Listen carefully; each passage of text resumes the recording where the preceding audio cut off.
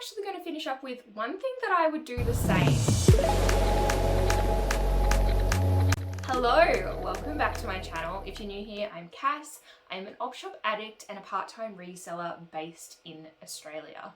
Today I'm sharing with you 3 things that I'd do differently if I were to start reselling today. So for a little bit of context, I am pretty fast approaching my 4 years of reselling in November. I started off originally on Depop before very quickly moving to eBay, and I've tried and tested a lot of different things to try to keep my business moving in the right direction over those 4 years.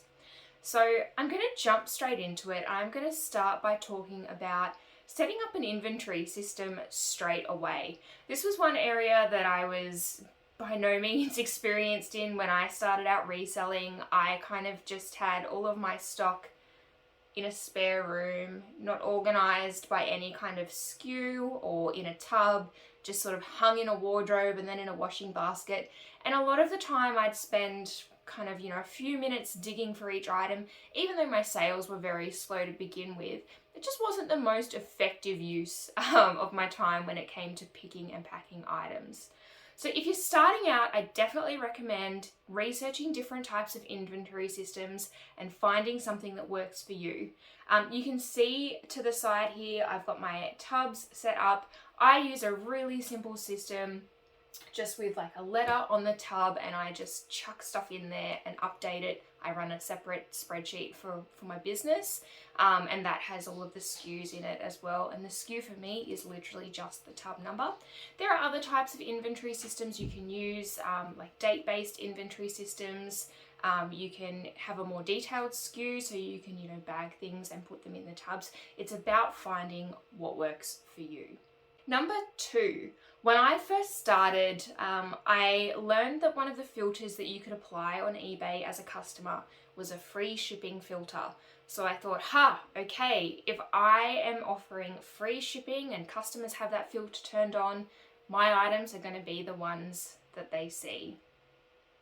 Not worth it, guys. I think it's pretty standard in Australia that people expect to pay for shipping, for one thing, particularly from small businesses. My business is very small. It just ate up a ton of my profits, even though I was building the price of shipping into the price of my item. I was also very happy to accept offers on my eBay listings. And what that means is that the price I was listing my items for is not the price my customers were paying. So straight away, I was losing that money to paying for my shipping labels. It was really eating into my profit.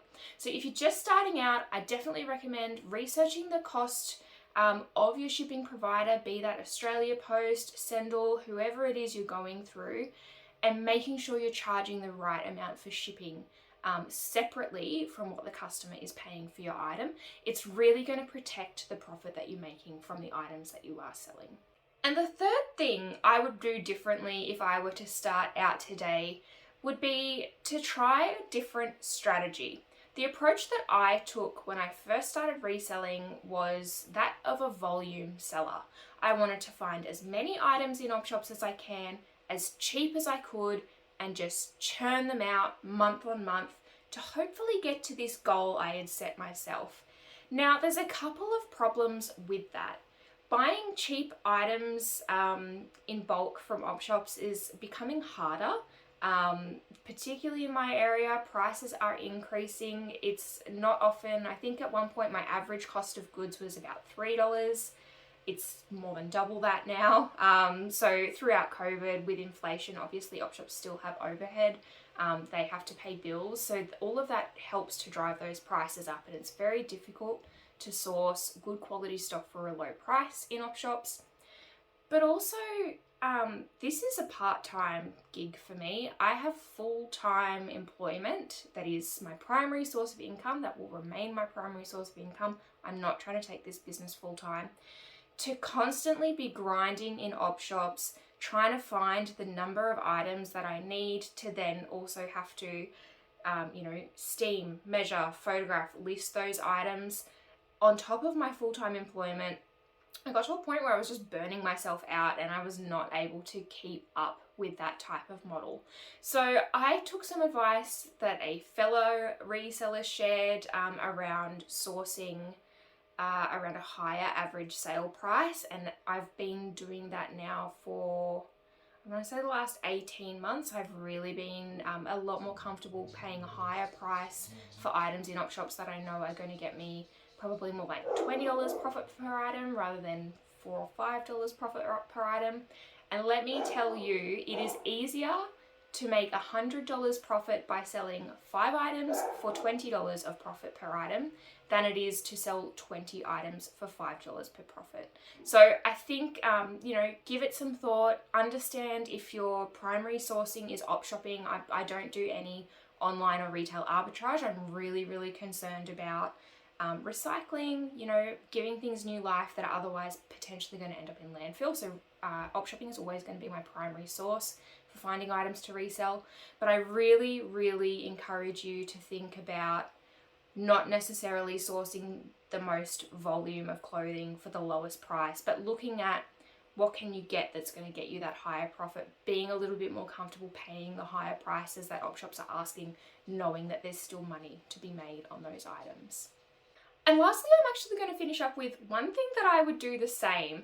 And this is something that I think has really, really helped me stay on track and keep this going over the 4 years that I've been reselling. And that is establishing processes.